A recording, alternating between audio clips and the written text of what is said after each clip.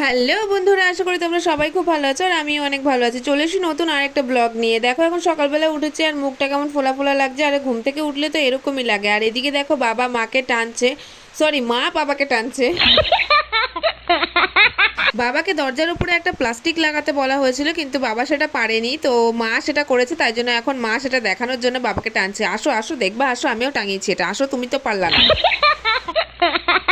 এখন বাজে 9টা 3 আর এখনই ফ্যামিলির সবাই মিলে আমরা ঘুম থেকে উঠেছি। মানে বৃষ্টি হচ্ছে তো তাই জন্য কেউই ঘুম থেকে ওঠেনি। আর আমি ঘুম থেকে উঠেই এখানে আমি রাস্তাতে দেখতে বেরিয়ে গেছি কোথায় কি ক্ষয়ক্ষতি হয়েছে, সব মেরামত করতে বেরিয়েছি আর কি।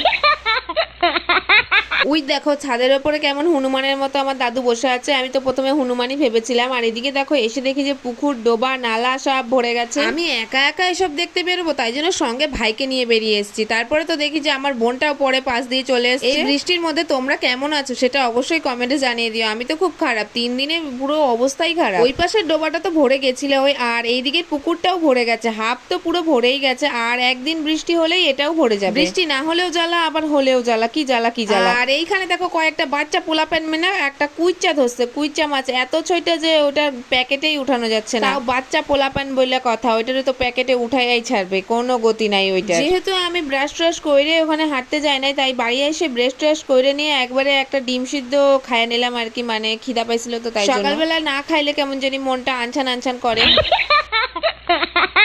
আমি বাড়িতে ঢোকার পরই কিছুক্ষণ পর দিয়ে আবার শুরু হয়ে গেছে ঝিরঝির করে বৃষ্টি। ঝিরঝির করে বৃষ্টি আর থামতাছিল না, তাই জন্য আমি ভাবলাম একটু মনে মনে আর কি ভাবতেছিলাম যে একটু এই টাইমে যদি একটু খিচুড়ি হইতো তাহলে খুব জইমা যাইতো জিনিসটা। ও মা, ঘরে এসে দেখি যে আমার মা খিচুড়ি এদিকে বসায়ও দিছে। কি লাভলি আমার মাটা, ওই যে কয় না সুখে থাকতে ভূতে কিলায়, ওই অবস্থা হয়েছে আমার। আমি গেছি কাজের ওখানে একটুখানি মায়ের মানে হচ্ছে গিয়ে মায়ের হাতের পাশে গেছি আর মা আমার কাজে লাগা দিছে। দেন আমি ওখান থেকে একটা পেঁপে নিয়ে কাইটে পড়ছি। আমার পেঁপে খাইতে না খুব ভালো লাগে, পেঁপে কাঁচা পেঁপে আমার খাইতে ভালো লাগে, কিন্তু তরকারি পেঁপে আমার একদমই ভালো লাগে না। তরকারিতে দিলে আমার একদমই খাইতে ইচ্ছা করে না। আমি পেঁপে খাইতে খাইতে এদিকে তো আমার মায়ের খিচুড়ি রান্নাও কমপ্লিট হয়ে গেছে। এখানে মনে হয় এটাকে যত সম্ভব সোমবারই বলে, তো এখানে সোমবারটাও দিয়ে দিচ্ছিল। আমি এখানে ক্যামেরা করছি আর খুন্তি নাড়াচ্ছি, আমি নাড়াচ্ছি গাইজ এটা। আমি একটা কথা বুঝলাম না, সোমবারটা নিচে দিল তারপরে আবার এই খিচুড়িটা নিয়ে ওপরে বসানোর কারণটা কি জানি না ভাই, কি হইতাছে এসব আমি কিছু জানি না। তারপরে মা আমার দিল একটুখানি খিচুড়িটা টেস্ট করার জন্য।